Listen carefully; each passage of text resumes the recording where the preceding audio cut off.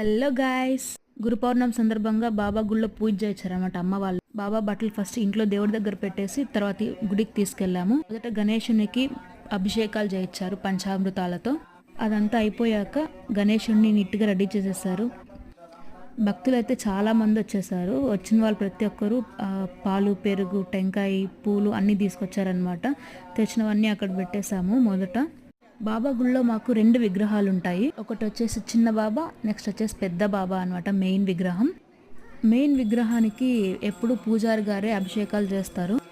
చిన్న విగ్రహానికి మాత్రం భక్తుల దగ్గర అభిషేకాలు చేయించారనమాట. బాబాని చూస్తుంటే అలానే చూస్తూ ఉండిపోవాలనిపిస్తూ ఉంటుంది. మా ఊరు బాబా గుడి స్టార్ట్ చేసి ఒక దగ్గర 7 years అలా అయింటుందన్నమాట.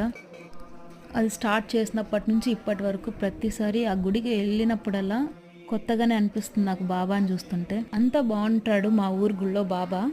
బాబా అభిషేకం టైంకి జనం ఇంకా పెరిగిపోయారనమాట. ప్రతి ఒక్కరు వచ్చిన వాళ్ళు పాలు, పెరుగు తీసుకొచ్చారు. ఎవరు తీసుకొస్తారో వాళ్ళ దగ్గరే అక్కడే చిన్న బాబాకి అభిషేకం చేయించారనమాట. అభిషేకం మొత్తం బాగా అయిపోయింది. చూస్తున్నారా బాబాని ఎంత బాగున్నాడో కదా బాబా. చిన్న విగ్రహానికి మా దగ్గర అభిషేకం చేయించారు. అభిషేకం మొత్తం అయిపోయాక మేము తెచ్చిన బట్టలని బాబా గారికి కట్టి రెడీ చేశారనమాట. చూడ్డానికి ఎంత బాగున్నారో బాబా అసలు. అంతా రెడీ చేసి నీట్గా డెకరేషన్ మొత్తం చేసేసారనమాట. అలాగే మార్నింగ్ అభిషేకం అయిపోయాక భక్తులందరూ కూర్చొని భక్తి గీతాలు పారాయణం చేశారు.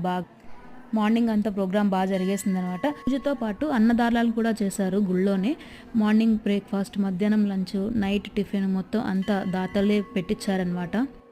పండుగ ఏదైనా వచ్చింది అంటే మొత్తం ఎంత బాగుంటుందో కలకలం అనేసి. అలాగే మా ఊరు బాబా గుళ్ళో కూడా చాలా చుట్టుపక్కల అందరూ ఊరు వాళ్ళు రావడంతో చాలా బాగా అనిపించింది. మా బాబా గుడి ఎక్కడుంటుంది అంటే రాజంపేట దగ్గర కూచువారపల్లి అనే గ్రామంలో బయట కట్టించారనమాట. చాలా పెద్ద గుడి.